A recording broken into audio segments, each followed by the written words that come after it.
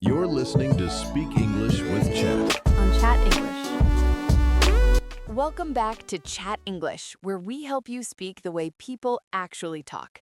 Today, we are going to break the most dangerous habit you have in English meetings, the smile and nod. Imagine it is 2:15 p.m. on a crucial Zoom call. Your boss suddenly says, "We really need to boil the ocean on this deliverable before Q3," and then asks, "So, what is your take?" Your stomach drops, you panic, and you just smile and nod. I used to do this every single day, and I once agreed to a massive weekend project because I just smiled and nodded when my director was talking way too fast. It is absolutely terrifying. Today, we will give you 3 executive power phrases to pause any fast talker without looking foolish, plus a best reply quiz to test your instincts right now. That feeling of panic is so real. When you described that Zoom call, my heart actually started beating a little faster just thinking about it.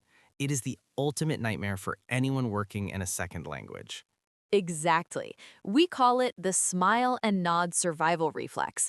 When a native speaker uses a weird business idiom or they just speak at lightning speed, your brain completely freezes.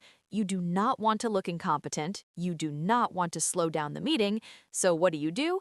You put a big, polite smile on your face, you nod your head up and down, and you pray that nobody asks you a direct question. And the worst part is, the smile and nod is a trap. You think you are protecting yourself in that moment. You think you are hiding the fact that you did not understand. But what actually happens is that you create a much bigger problem for yourself later, like my weekend project disaster. I smiled, I nodded, and on Friday afternoon, my boss asked for the report I had silently agreed to write.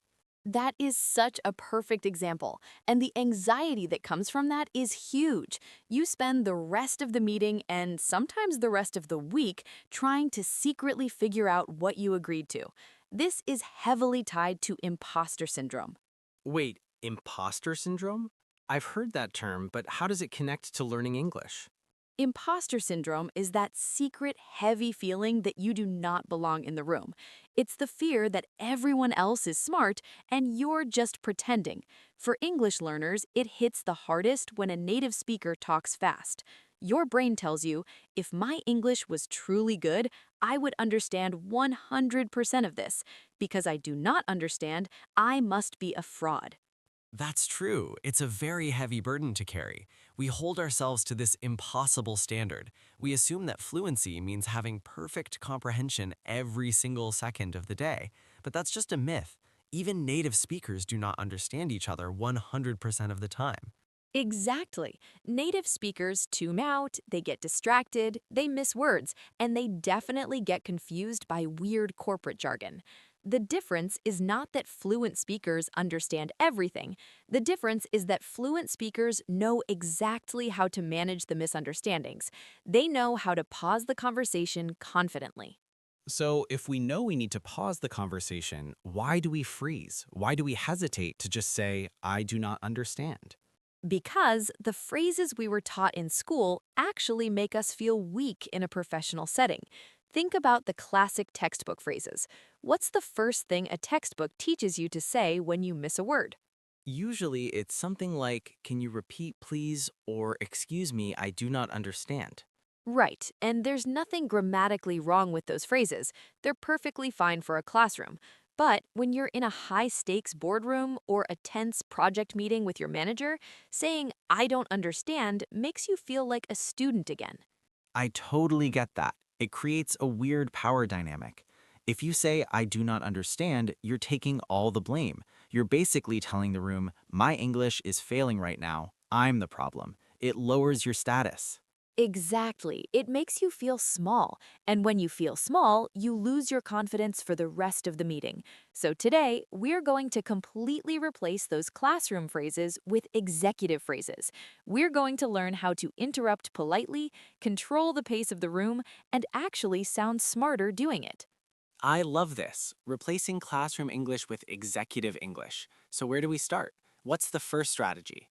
Our first strategy is what I like to call blame the tech or blame the noise. This is your immediate shield when someone talks too fast or mumbles their words. Instead of blaming your listening skills, you politely blame the environment. That makes a lot of sense, especially now that so much of our work happens online on video calls. There's always a tiny delay or a microphone issue or background noise. Exactly. So here's your executive power phrase. Instead of saying, "Can you repeat?" you say, "I didn't quite catch that last part." Hold on, catch that? Like catching a baseball? That is a great way to picture it. Think of spoken words like a baseball being thrown to you. If someone throws the ball too fast or too far to the left, you cannot catch it. It is not your fault. The throw was just bad. In English, when we say, "I didn't quite catch that," we mean the words slipped past us. We did not grab them. I really like that metaphor. I didn't quite catch that. It sounds so much softer than saying, I did not hear you. It sounds casual, but very professional. Yes, and notice the word quite in the middle of that phrase. I didn't quite catch that. That tiny word acts like a cushion. It softens the sentence. It implies, I heard most of what you said. I am paying close attention, but just that very last piece slipped by me. That is true. It shows you are engaged. Let us practice the delivery of that. If my boss is rambling about a project, I wouldn't shout it. I would probably lean in a bit and say, sorry, I didn't quite catch that last part. Perfect tone. It is collaborative. Now let us look at the ultimate video call shield. This is phrase number 2. When the meeting is moving too fast and you need them to reset, you say, "My audio cut out for a second there. Could you run that by me again?" Oh, that is a fantastic phrase. My audio cut out. You are literally blaming the internet connection. It completely protects your ego. Nobody can judge your English if the Wi-Fi is the problem. Exactly. To cut out means the sound stopped working briefly. And the second part of that phrase is beautifully executive. Could you run that by me again? To run something by someone, that is a great idiom. It basically means, can you tell me that information one more time so I can review it? Right. It sounds like you are a busy manager asking for a briefing, not a confused student asking for help. Let's do a quick role play so you can hear how natural this sounds. Dan, you be the fast-talking manager, and I'll use the tech shield to slow you down. Okay, I am the boss. Here we go. So, Alice, the client wants to accelerate the timeline, which means we need to double our output by Thursday. Can you get your team on that today? Sorry, Dan, my audio just cut out for a second there. Could you run that timeline by me again? Sure thing. I was saying the client wants to accelerate, so we need to double the output by Thursday. See how smooth that is? I did not apologize for my English. I did not act nervous. I just took control of the situation and made you repeat the information at a better pace. It is incredibly smooth, and it honestly just sounds like normal office banter. I would never think, oh, Alice is struggling with her English. I would just think, oh, Zoom is acting up again. Before we move on to our next strategy, we want to remind you that building confidence in these high-stress situations takes time and repetition. If you are enjoying this breakdown and want to keep building your executive English skills with us every week, make sure to hit the subscribe button. It's a small click for you, but it helps us keep creating these practical guides for your daily life. Yes, please do. We love having you in our community. All right, so we've covered what to do when they speak too fast or the sound is bad. But what happens when you hear the words perfectly clearly, but the words make absolutely no sense? Ah, yes, the dreaded corporate jargon. This is what happened in our opening scenario. The boss says, "We need to boil the ocean." You heard the words boil and ocean, your ears work fine, but your brain is screaming, "Why are we cooking the sea?" That is the worst feeling. You know all the individual vocabulary words, but put together they are a mystery. So the tech excuse will not work here because if they repeat it, they will just say, boil the ocean again. Exactly. So this brings us to strategy 2, the executive clarification. This is how you ask someone to explain their weird idiom or complex idea without saying, "What does that mean?" Because again, what does that mean is very direct. It can feel a bit aggressive or it can make you feel uneducated in front of the team. Precisely. So we use our third power phrase. When someone drops a heavy, confusing concept, you say, "Could you unpack that a little bit?" Unpack that. I love this one. Like unpacking a suitcase after a vacation. That's the exact visual you should have in your mind. When a native speaker uses a big piece of corporate jargon, they're handing you a tightly zipped suitcase full of ideas. It's heavy, it's closed, and you can't see what's inside. When you ask them to unpack it, you're politely asking them to open the suitcase and take the ideas out one by one, so you can look at them together. That is a brilliant way to think about it. It validates their idea. You're saying, wow, that's a big, heavy concept you just handed me. Let's open it up. It flatters them. Exactly. It makes them feel smart, and it makes you look like a strategic thinker who wants to analyze the details. Let us hear it in action. Dan, give me a really confusing corporate sentence. Okay, let me think. How about this? Alice, to hit our targets, we really need to move the needle and leverage our core competencies this quarter. That is an interesting approach, Dan. Could you unpack that a little bit? What does that look like for my department specifically? Wow, you sounded like the CEO just then. You completely took charge of that interaction. You did not look confused at all. You looked like you were challenging me to be more specific. And that is the magic of executive English. You are asking for a definition, but you are disguising it as a strategic question. Now, let us look at phrase number 4.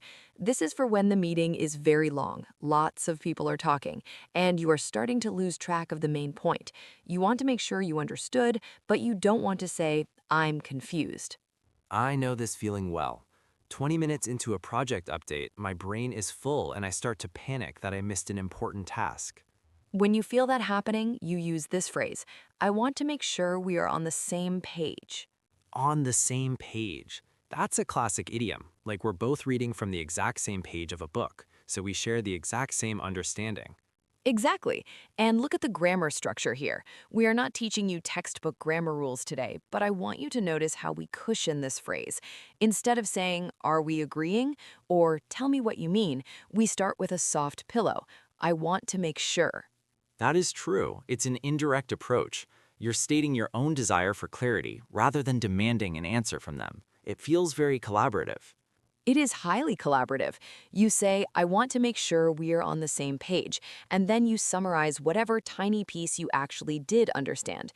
Even if you only understood 10%, you repeat that 10% and let them fill in the rest. Give me an example of how that works in real life. Let's say your boss just spent 5 minutes explaining a chaotic new software update, and all you understood was that it launches next Monday. You say, "I want to make sure we are on the same page, so the main priority for my team is getting ready for Monday, right?"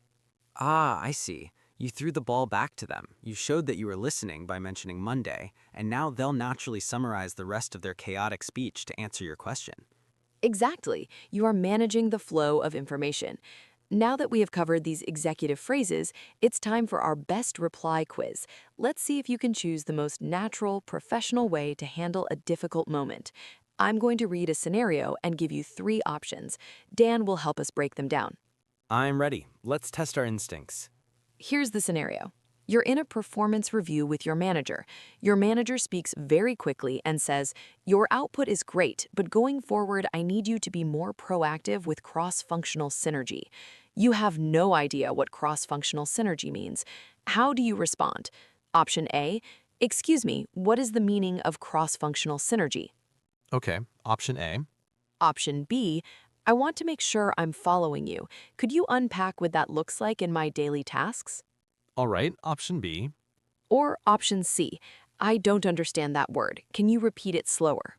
Okay, let's break these down. Option C is definitely the worst. I don't understand that word. Can you repeat it slower? It's way too direct. It sounds like a beginner language class, and asking an adult to speak slower can actually feel a bit insulting to them. Exactly. Never tell a colleague to speak slower. It makes the conversation incredibly awkward. So C is out. What about option A? "Excuse me, what is the meaning of cross-functional synergy?" Option A is better, but it still sounds like a dictionary request. It's very stiff. What is the meaning of this word? It breaks the natural flow of a business conversation. Which leaves us with option B. I want to make sure I'm following you. Could you unpack what that looks like in my daily tasks? Why is this the winning choice? Because it uses two layers of our executive strategy. First, it uses the soft cushion. I want to make sure I'm following you. Following you means keeping up with your ideas. Then it uses our power phrase, could you unpack that? And finally, it asks for a practical example rather than a dictionary definition. What does that look like in my daily tasks? Perfect analysis. Option B makes you look proactive, thoughtful, and engaged. It turns a moment of linguistic panic into a moment of professional leadership. If you chose option B, you are already starting to think like an executive communicator. It's really empowering to know that you don't need a massive vocabulary to survive these meetings. You just need a few really good strategic phrases to help you steer the ship. Steer the ship. I like that. We actually have another metaphor that might help lock this mindset in, because learning the phrases is only half the battle. The other half is actually finding the courage to open your mouth and use them when your heart is racing. That is the hardest part. The phrases are great, but when the adrenaline hits, the smile and nod reflex is so strong. How do we overcome that fear? We have to change how we view ourselves in the conversation. Right now, when someone speaks fast and you do not understand, you feel like a bad driver on a busy highway. The cars are zooming past you, you're scared, and you feel like you are failing to keep up with the traffic. Yes, that is exactly what it feels like. You just want to pull over and hide. But I want you to adopt a new identity. You are not a bad driver. You are the traffic cop. The traffic cop. I love where this is going. Think about what a traffic cop does. A traffic cop stands in the middle of a chaotic intersection. When the cars are moving too fast and things are getting dangerous, the cop does not panic. The cop does not feel stupid because the cars are fast. The cop just holds up a hand, blows a whistle, and slows the traffic down so everyone stays safe. That is such a powerful mindset shift. The fast-talking manager is the speeding car. You are the cop. It is your job to hold up your hand and say, hey, let's slow this down so we don't crash the project. Exactly. When you say, could you unpack that, or my audio pet out, you are blowing the traffic whistle. You are not failing to understand. You are actively managing the flow of the meeting to ensure success. You're taking responsibility for the communication. And I want to add something really important here from my own experience. When you act like the traffic cop, native speakers do not judge you. They actually respect you more. Tell us more about that. Have you experienced that shift personally? Absolutely. Early in my career, I was in a meeting with the head of marketing. He was a brilliant guy, but he talked a mile a minute and used terrible jargon. He pitched this huge campaign idea, and everyone around the table was just smiling and nodding. Nobody understood him, not even the native speakers, but everyone was too scared to look dumb. Oh, that is such a classic corporate scenario. The collective smile and nod. Exactly. Finally, I took a deep breath and I used a phrase very similar to what we learned today. I said, this sounds like a massive initiative, but I want to make sure we're all on the same page. Could you unpack the first phase for us? How did he react? Was he annoyed that you stopped him? Not at all. His face actually lit up. He realized he had been rushing and he said, that's a great question. Let me break it down. After the meeting, two different colleagues came up to me and thanked me for asking because they were totally lost too. And the marketing head actually started including me in more high-level planning sessions after that because he knew I was a careful listener who would actually analyze his ideas instead of just blindly agreeing. That gives me goosebumps. You proved that asking for clarification is not a sign of weakness. It's a sign of engagement. It flatters the speaker. When you ask someone to unpack an idea, you are telling them your idea is valuable and I want to fully understand it. People love that. They really do. It shifted my entire identity. I stopped thinking of myself as a struggling language learner who needed to hide, and I started thinking of myself as a detail-oriented professional who ensures clarity. It's a total game changer. It really is. So the next time you feel the panic rising, the next time your stomach drops and your neck gets hot, I want you to remember Dan's story. Remember the traffic cop. Do not fall into the smile and nod trap. Take a breath, use your cushion, and ask them to unpack it. To help you lock this in, we're going to do a live practice right now. This is our pause and reply drill. Yes, it's one thing to listen to us talk about these phrases, but you need to feel what it's like to actually say them out loud. We're going to build the muscle memory right here, right now. I'm going to play the role of the fast-talking manager again. I'm going to say something very confusing. When I finish, I want you, the listener, to speak out loud wherever you are, whether you're walking the dog, doing the dishes, or driving your car. I want you to say the phrase, I want to make sure I'm following you. Could you unpack that a little bit?